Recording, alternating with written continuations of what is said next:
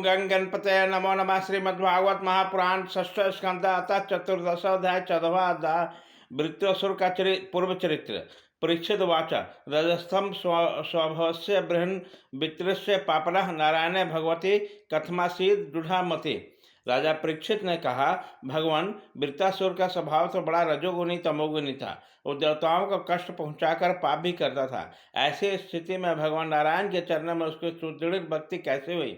हम देखते हैं कि प्राय शुद्ध सतमो देवता और पवित्र हृदय ऋषि भी भगवान की प्रेम में अन्य भक्ति से वंचित रह जाते हैं। सचमुच भगवान की भक्ति बड़ी ही दुर्लभ है।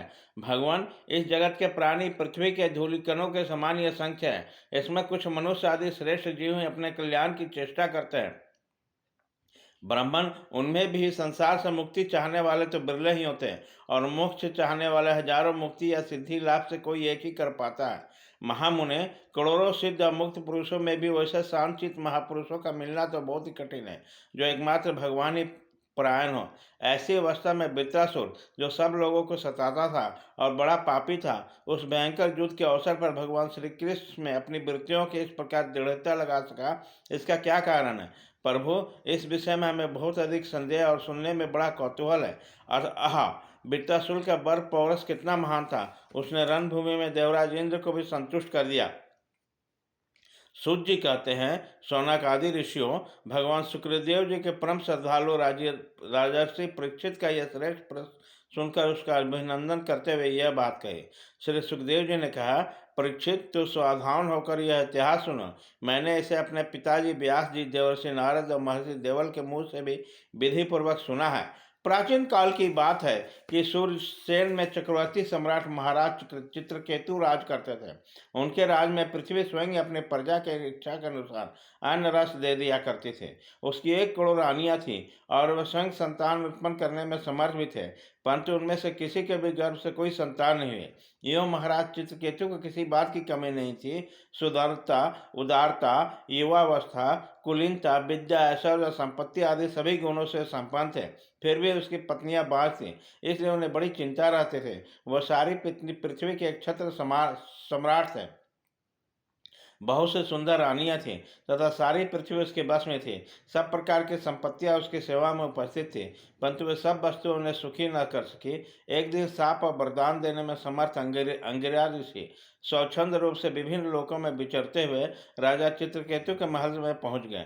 राजा प्रत्युत्थान और अर्घ्य आदि से उसकी विधि पूर्वक पूजा की। अतिथि सत्कार हो जाने पर जब अंगिरा ऋषि सुखपूर्वक आसन पर विराज गए, तब राजा चित्रकेतु ने भी शांत भाव से उनके पास ही बैठ गए।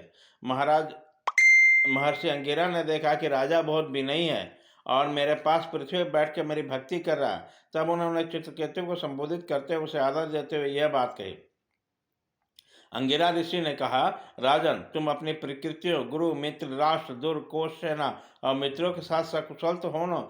जैसे जीव महत्व आदि 7 आवरणों में घिरा रहता है, वैसे ही राजा भी इन 7 प्रकृतियों से घिरा रहता है। उनके कुशल से ही राजा का कुशल है। नरेंद्र, जिस प्रकार राजा अपनी उपयुक्त प्रकृतियों के अनुकूल रहने पर भी राज सुख भोग सकता है, वैसे ही प्रकृतियां भी अपनी रक्षा का भार राजा पर छोड़कर सुख और समृद्धि के लाभ कर सकती है। राजन, तुम्हारी रानियां, प्रजा, मंत्री, सलाहकार, सेवक, व्यापारी, अमात्य, दीवान, नागरिक, देशवासी, मंडलेश्वर, राजा, पुत्र तुम्हारे बस में है। सच्ची बात तो यह है कि जिसका मन अपने बस में है, उसके ये सभी बस में होते हैं। इतना ही नहीं, सभी लोक और लोकपाल भी बड़ी सावधानी से भेंट देकर उनकी प्रसन्नता चाहते हैं, परंतु मैं देख रहा हूँ तुम स्वयं संतुष्ट नहीं हो। तुम्हारी कोई कामना अपूर्ण है। तुम्हारे मुंह पर किसी आंतरिक चिंता के चिन्ह झलक रहे हैं। तुम्हारे संतोष का कारण और है या स्वयं तुम हो? परीक्षित, महाराज अंगिरा यह जानते थे कि राजा के मन में किस बात की चिंता है, फिर भी उन्होंने उस चिंता के संबंध में अनेकों प्रश्न पूछे। चित्रकेतु को संतान की कामना थी, अतः महर्षि के पूछने पर उन्होंने विनय से झुक कर निवेदन किया। सम्राट चित्रकेतु ने कहा, भगवान, जिन योगियों के तपस्या, ज्ञान, धारण, समाधि और समाधि के द्वारा सारे पाप नष्ट हो चुके हैं, उनके लिए प्राणियों के भीतर या बाहर कौन सी ऐसी बात है जिसे वो न जानता? ऐसा होने पर भी जब आप सब कुछ बूझकर मेरे मन की चिंता पूछ रहे हैं, तब मैं अपनी आज्ञा प्रेरणा से अपनी चिंता आपके चरणों में निवेदन कर रहा।